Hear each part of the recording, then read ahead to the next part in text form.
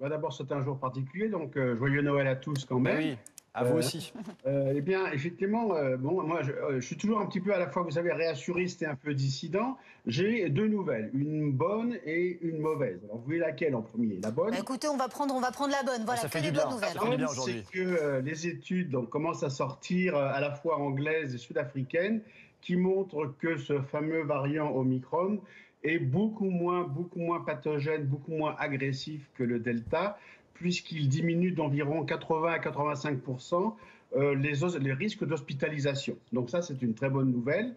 Et maintenant, bien sûr, la mauvaise nouvelle, c'est qu'on se rend bien compte que le vaccin ne marche pas du tout, puisqu'on est quand même à 90% de vaccinés en France. Et bien sûr, ces 94 000 cas sont pour la plupart des gens vaccinés. On connaît tous maintenant autour de nous hein, des gens qui ont dû, d'ailleurs, moi j'en connais rien que cinq réveillons annulés à cause de gens qui se sont retrouvés positifs alors qu'ils étaient entièrement vaccinés, troisième dose y compris, etc. Jean-Michel Clavry, je suis désolée, hein, je suis obligée d'intervenir à ce moment-là. Donc, Vous venez de dire le vaccin ne marche pas. C'est important. Vous venez vraiment de dire ça, alors qu'on a alors, quand il même ne des marche études pas. qui... Je Expliquez-vous m'explique. un peu plus, parce que je pense que c'est important de dire aujourd'hui qu'on est quand même dans cette campagne de vaccination, de Oui. troisième dose. On pousse les gens à aller justement vers cette vaccination qui est la seule arme. Et là, vous nous dites le vaccin ne marche pas. Alors, s'il vous plaît, développez le sens de votre pensée.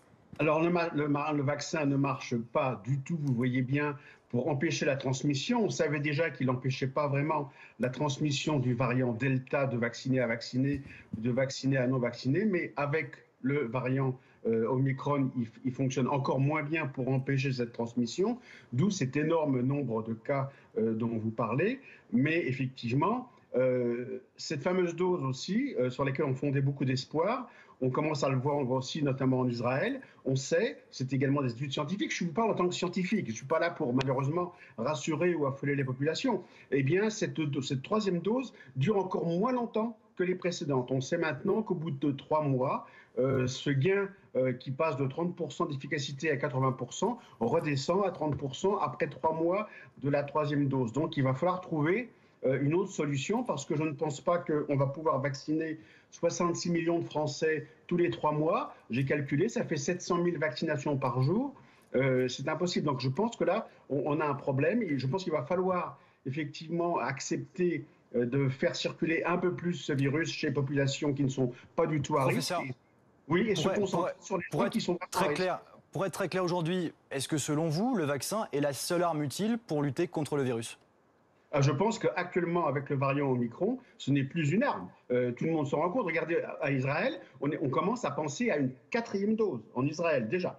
Donc on se rend bien compte qu'on attend éventuellement d'un vaccin qui serait de nouveau spécialisé sur le variant Omicron.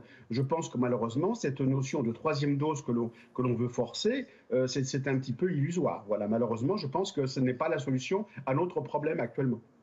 En tout cas, Merci beaucoup, hein, professeur, d'avoir été avec nous. Effectivement, il faut